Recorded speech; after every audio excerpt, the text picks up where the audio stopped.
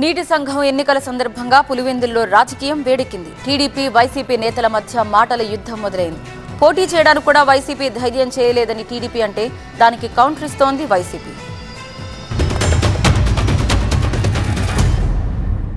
ఈరోజు మా కార్యకర్తలు కానీ మా నాయకులు కానీ మొత్తం అంతా కూడా హీరోలు. ఏ ఒక్కరు కూడా వైసీపీకి చెందినోడు ఎంఆర్ఓ ఆఫీస్ కాడికి పోయి మేము ట్యాక్స్ కట్టుకోవాలని కానీ మేము నామినేషన్ వేయాలని కానీ ఒక్కడు ఎవడని వచ్చినాడా? మీరు దద్దమ్మలు, మేము కాదు. గతంలో ఎవరిని రానికుండా చేసిన దానికి అప్పుడు మీరు దద్దమ్మలే. క్యాండిడేట్స్ కంటెస్ట్ చేస్తే ఓడిపోతామనే భయంతో నో డ్యూ సర్టిఫికేట్ కూడా క్యాండిడేట్లకు అభ్యర్థులకు అందించకుండా ఉండే పిరికిపంద రాజకీయం ఇవాళ తెలుగుదేశం ప్రభుత్వం చేస్తూ ఉంది. చేతగాని దద్దమ్మలు ఎవరో ప్రజలు నిర్ణయిస్తారు.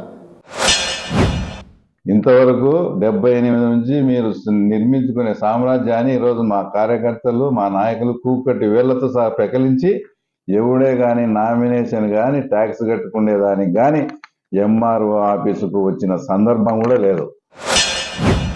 ఈరోజు ఊరిలోని ఆఫీసులో కూర్చొని ప్రగల్భాలు పలుకుతూ ఉన్నావు. నిజంగా ఎన్నికలు జరిగి ఉంటే రైతులు మీ ప్రభుత్వం ఏం చేసిందని రైతులు మీకు ఓటేస్తారా? ఈరోజు ఇంత జరిగినా కూడా ఏ ఒక్కరు కూడా గతంలో వాళ్ళు అట్లా చేసినారు, తర్వాత వీళ్ళు ఇట్లా చేసినారులే అని మమ్మల్ని ఎవడే కానీ అందరూ కూడా సమర్థించడంలే. అంటే మీ పరిపాలన తర్వాత మీది ఆ రకంగా ఉన్నది. 1978 నుంచి రాజకీయాలు, మరి ఈరోజు ఆయన వచ్చి పెకిలిచ్చాడంట, కుకుటి వేలతో పెకిలిచ్చాడంట.